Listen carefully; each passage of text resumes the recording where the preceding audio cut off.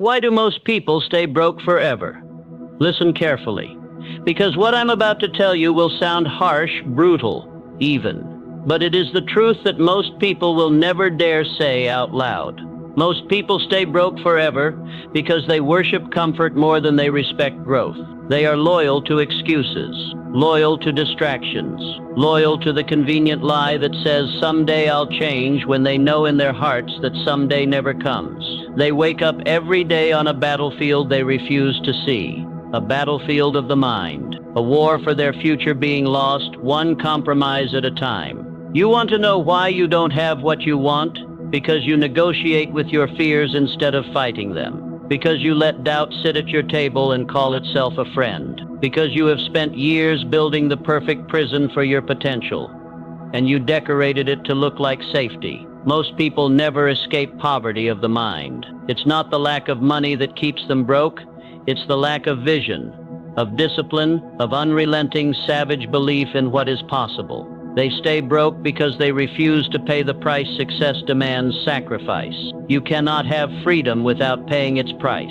You cannot own wealth without earning the mindset that attracts it. The world does not reward laziness disguised as patience.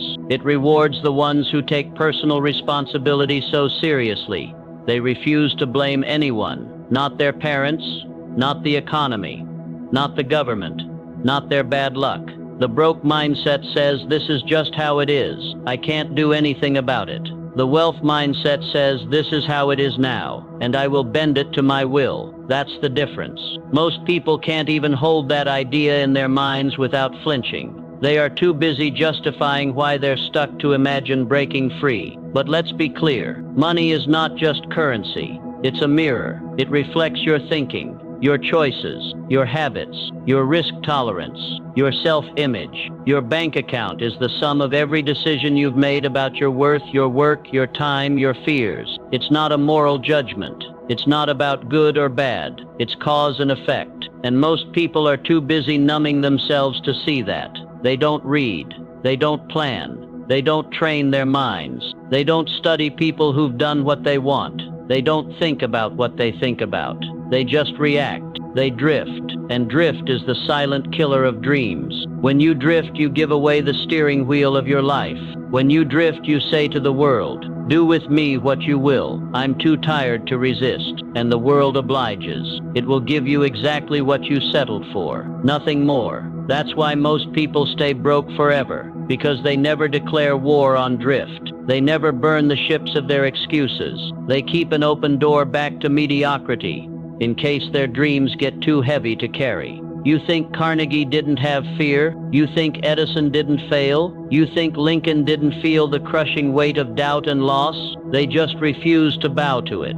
They understood that wealth was not merely about making money. It was about becoming the kind of mind that could create it again and again. You could strip them of everything, and they'd rebuild. Because the true asset was never the money, it was them. That is the truth most people cannot swallow. They want the treasure without the transformation. They want the reward without the rebirth. But you cannot cheat this law. You cannot bypass the hard road, because the road is the price. The road is the transformation. Every obstacle that humiliates you, every loss that devastates you, every sleepless night you choose to keep going. These are the fires that forge wealth in the only place it truly exists, the mind. Your mind is the mint that prints your fortune, and most people let theirs rust. They feed it trash. They let it stay soft and fragile, offended by every challenge, seeking shelter from every storm. But you cannot have resilience without being broken and rebuilt. You cannot have clarity without facing confusion and fighting through it. You cannot have mastery without a period of humiliating incompetence.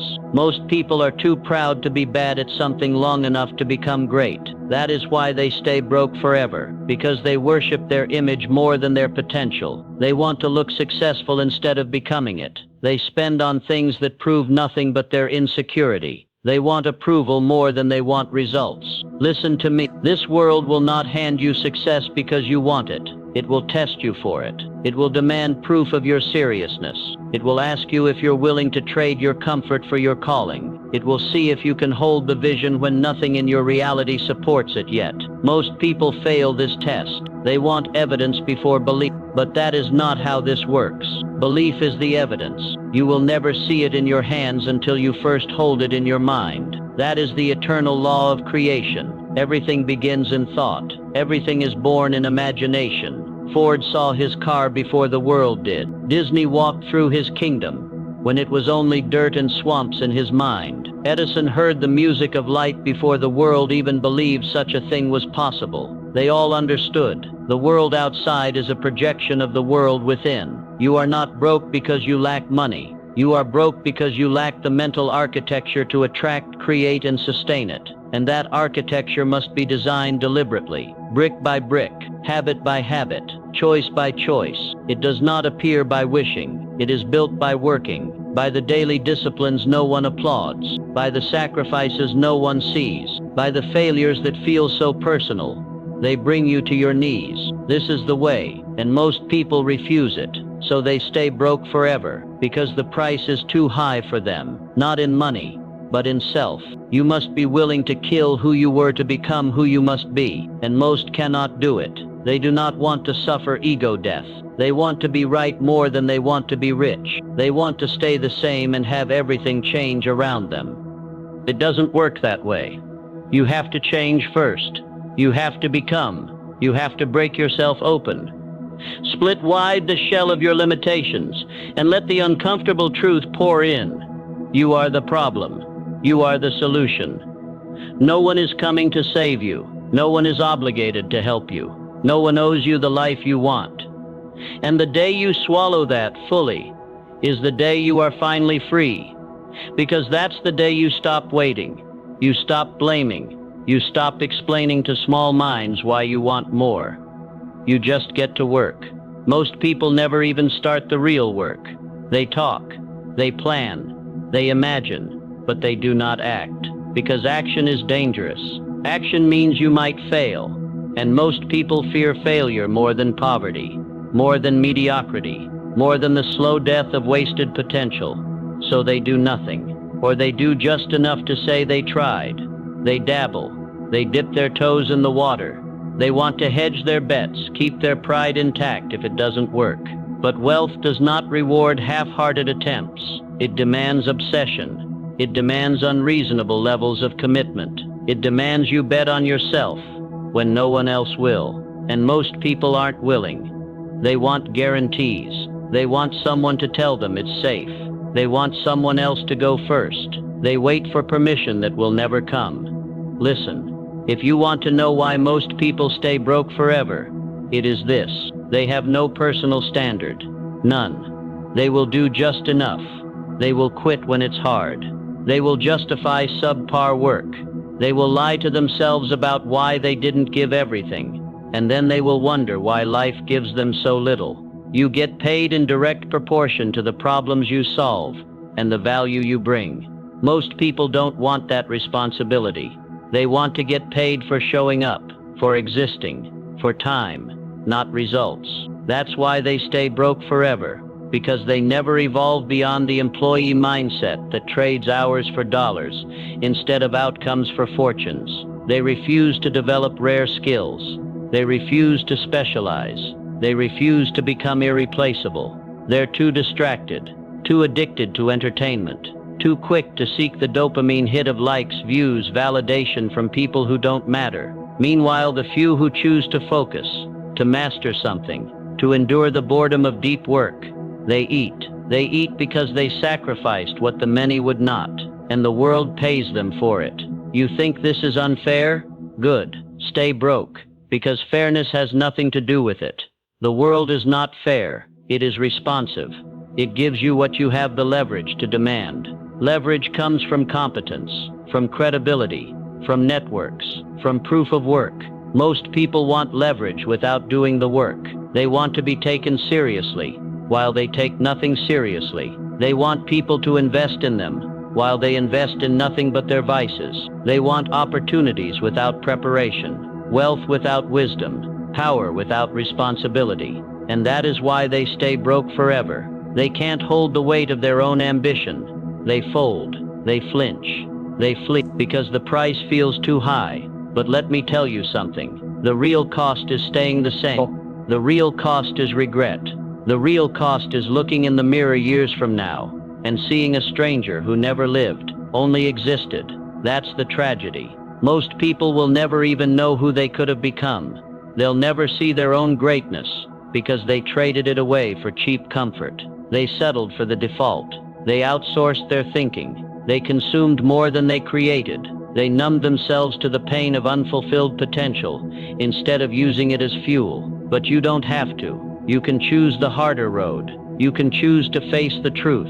You can choose to design your mind instead of letting the world do it for you. You can choose to think differently, but you have to choose it. You can't drift into greatness. You can't stumble onto wealth. You can't half-ass your way to freedom. You have to decide. Decide that you will be relentless in your learning, that you will seek out discomfort, that you will do what is necessary, not what is easy, that you will not just work hard, you will work right, that you will study those who have done it, that you will make their principles your own, that you will act, adjust, act again, that you will fail forward without quitting, because failure is not the enemy. Fear of failure is.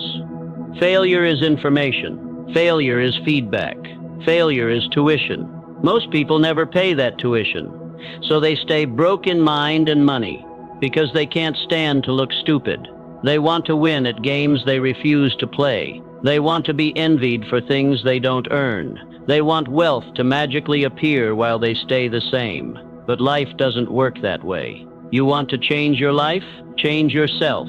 Change your standards. Change your daily actions. Change what you tolerate from yourself. Change what you believe is possible. Because belief is the seed. It is the blueprint. It is the silent architect of your reality. Most people let their beliefs be shaped by failure, by trauma, by pessimists who quit on themselves. They inherit their limits from people who stop trying, but you don't have to. You can design your own beliefs. You can build the kind of mind that money is magnetized to, not because you're lucky, but because you earned it, because you became it. Wealth is not something you get, it's something you grow into. It's a side effect of who you become, and most people never become. They remain static, stagnant, settled, satisfied enough to complain but never enough to change. So they stay broke forever, not because they lack opportunity, but because they lack readiness. Opportunity is everywhere, but it only reveals itself to those prepared to see it, prepared to seize it, prepared to pay for it with sweat, time, humility, and courage. Most people cannot even recognize opportunity because it's wearing the disguise of hard work. It's hidden in books they won't read, in mentors they won't listen to, in skills they refuse to develop, in risks they are too afraid to take. They pray for miracles while rejecting every means of creating them, and they call that fate. They call that bad luck. But it's not luck. It's laziness. It's fear in fancy dress.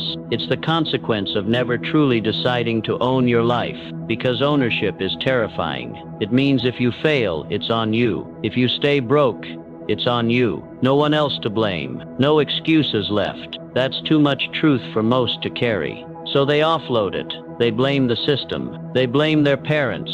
They blame their boss, their partner, the government, the economy. But blame is the chain that keeps them enslaved. Responsibility is the key that sets them free. Responsibility is the key that sets them free. When you take radical responsibility, you declare, everything in my life is my responsibility to change. Not my fault, but my responsibility. That difference is crucial. Fault is passive.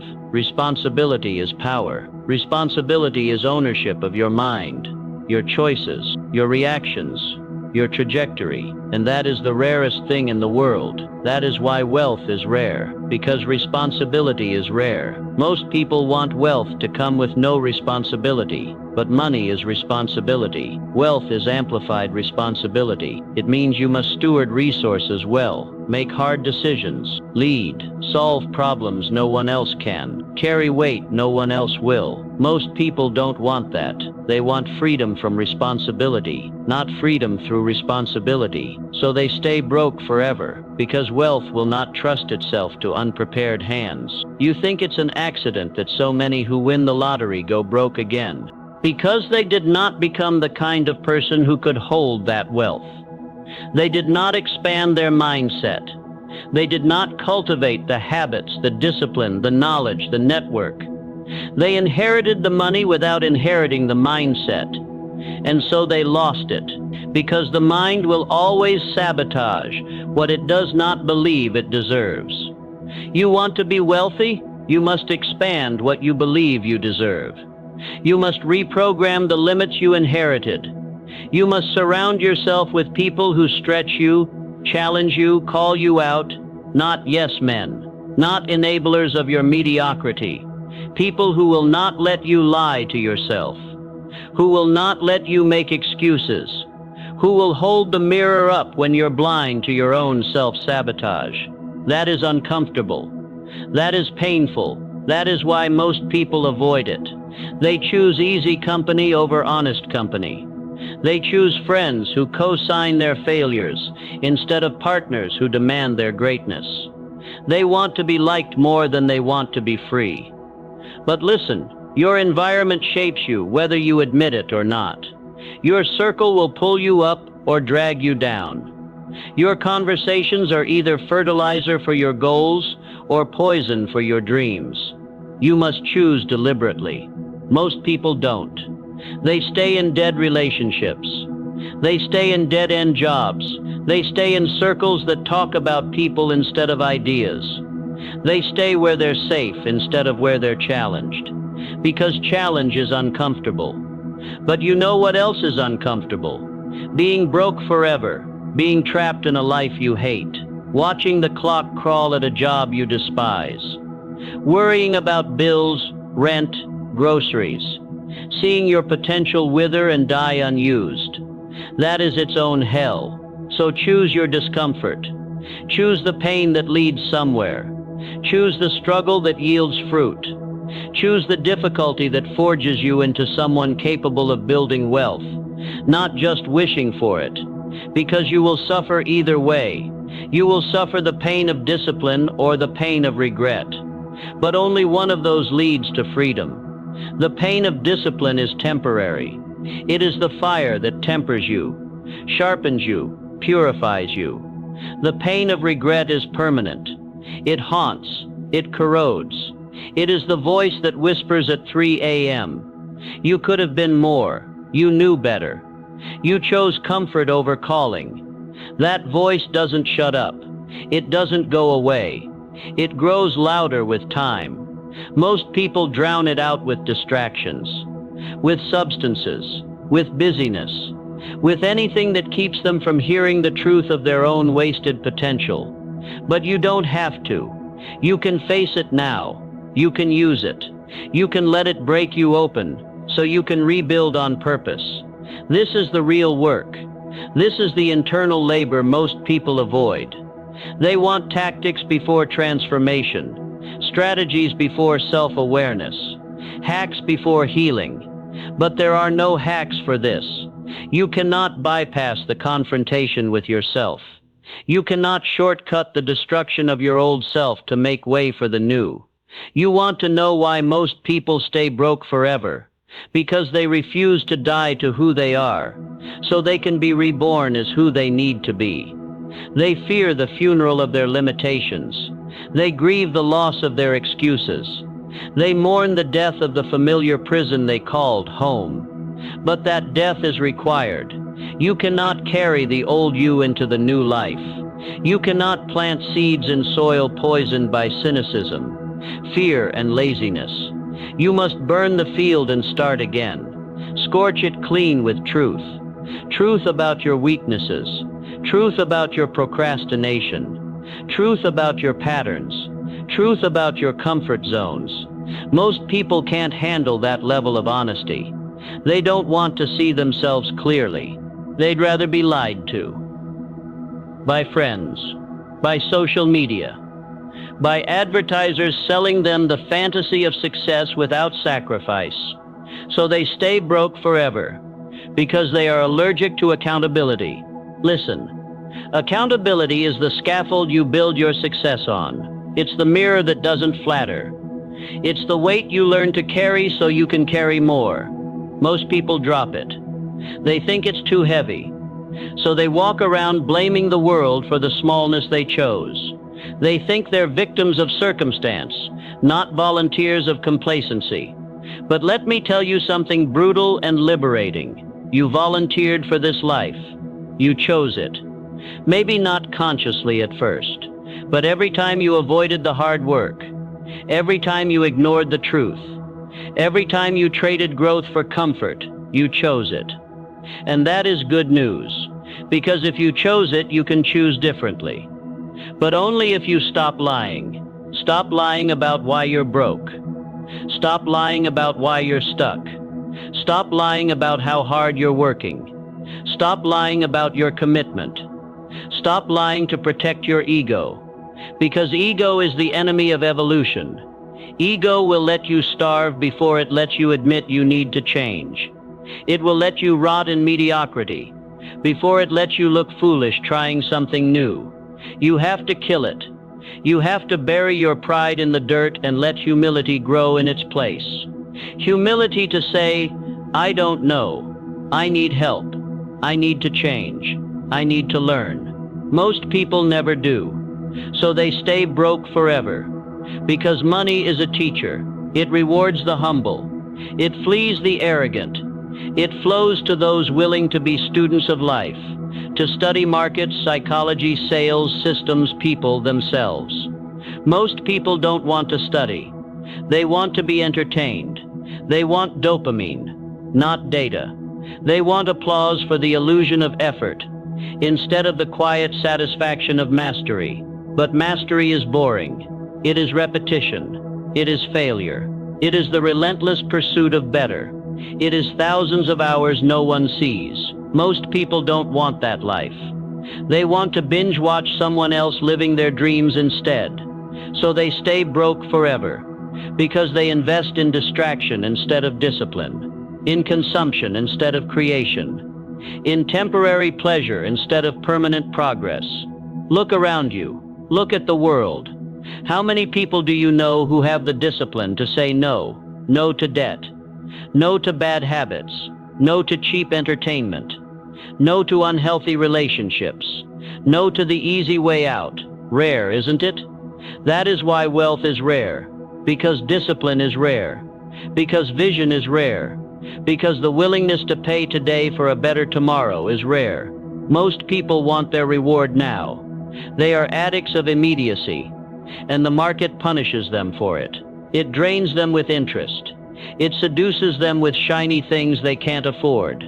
It bleeds them with monthly payments for things they don't need to impress people who don't care, because the market knows most people are weak, and it profits from that weakness. But the few who choose strength, who choose to delay gratification, who choose to invest instead of spend, they get to own the assets. They get to collect the rent.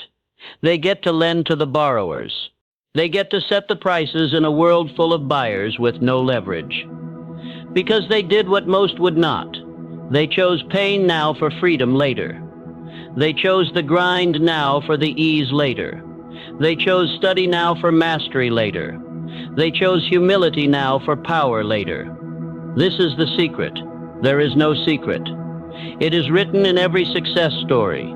It is spoken by every true winner, but most won't hear it. Because it's not sexy. It doesn't sell well. It can't be packaged in a 30-second ad. It requires too much of them. So they tune it out. They stay broke forever, and they will hate you for refusing to stay there with them. Understand this. If you choose growth, you will outgrow people. You will lose friends. You will offend people who see your progress as their indictment. They will try to pull you back, not always out of malice, often out of fear. Fear of losing you, fear of being left behind, fear that your transformation makes their stagnation impossible to ignore. You must be willing to let them go, to bless them, and keep moving. Because your duty is not to stay small so others feel comfortable. Your duty is to fulfill your potential, to be who you were designed to be, to take everything you were given and multiply it, not just for you, but for everyone you'll impact, your family, your community, the people you'll employ, the lives you'll touch. That is your responsibility. That is your calling, but you must answer it. Most never do. They hear the call and hit snooze. They feel the spark and pour water on it. They glimpse the possibility and shut their eyes. Because answering the call means leaving the herd. It means walking alone for a while. It means being misunderstood, mocked, doubted, envied. It means trading approval for authenticity. Most people can't bear that. They crave belonging more than becoming. So they stay broke forever. Because wealth is not just a financial condition. It is a spiritual one. It requires you to see yourself as worthy, capable, chosen. It demands that you break the generational curses handed to you by people who didn't know better. It asks you to do what your ancestors couldn't or wouldn't. That is heavy. That is sacred. And most people are not ready to carry it. They would rather keep traditions of poverty alive than risk dishonoring them by succeeding. They fear outgrowing their roots, forgetting where they came from. But listen carefully. You do not honor your roots by rotting there. You honor them by growing, by bearing fruit, by becoming shelter for others. Your legacy is not built by repeating old mistakes. It is built by breaking them, by drawing a line in the sand and saying it ends with me. The scarcity, the ignorance, the fear, the settling, the complaining, the dependence. It ends with you. That is the burden of the ambitious. That is the cross the wealthy must bear. Not everyone is willing, because it means taking blows for your family's future. It means being the first to read, first to invest, first to start the business, first to fail publicly, first to be laughed at, first to succeed, first to build, first to make the hard choices no one else would. That is lonely work. But that is leadership. And leadership is the price of wealth. You cannot separate them. Wealth demands you lead. Your own mind first, then others. It demands you make decisions, take risks, own outcomes. Most people will never do that, so they stay broke forever. They are waiting for someone else to save them. They vote for saviors. They pray for miracles. They want a shortcut, a bailout, a lucky break. They think wealth is about finding treasure instead of becoming the person who creates it. That's why they fall for scams, get-rich-quick schemes, promises of money without work, reward without risk. They want the fruit without planting the tree, but nature does not work that way. You reap what you sow, nothing more, nothing less. Most people never plant, or they plant once and quit when the harvest takes too long. They don't understand seasons. They don't respect the time it takes to build real wealth, so they chase trends. They pivot endlessly. They never go deep enough on anything to master it. They dabble in businesses. They quit at the first sign of difficulty. They blame the market. They blame the timing. They blame their partners, anyone but themselves, because self-reflection hurts, because accountability stings, because mastery is slow, and most people are in too much of a hurry to get anywhere worth going. So they stay broke forever, not because they're not smart enough, not because they're not capable, but because they're not patient enough, because they're not consistent enough, because they're not willing to be embarrassed, wrong, or bad at something long enough to get good, because they're too busy managing how they look to actually become something. But you don't have to be like them. You can choose differently. You can choose the long game. You can choose principles over popularity, substance over image, value over vanity, work over wishing, discipline over distraction, creation over consumption. You can choose to pay yourself first, to invest in assets before you buy liabilities. You can choose to study markets, human behavior, psychology, persuasion, systems. You can choose to make your mind an asset that compounds daily. You can choose to sacrifice now so you can feast later. But you must choose, and you must choose every day, because the world will constantly seduce you to quit, to compromise, to settle, to join the ranks of the comfortable miserable, the people who will sell their souls for a steady paycheck and 2 weeks of vacation, who will trade dreams for distractions, who will watch life pass them by while they numb themselves with small pleasures, who will call you crazy for wanting more. You must resist them. You must be willing to be the heretic in a religion of mediocrity. You must let them talk, let them doubt, let them judge, while you work, while you build, while you become, because in the end, results are all that matter. You cannot cash other people's approval. You cannot retire on likes and follows. You cannot feed your family with validation. You must produce. You must create value so undeniable, it can't be ignored. That is the mandate. That is the mission, and it is not for everyone, which is exactly why most people stay broke forever.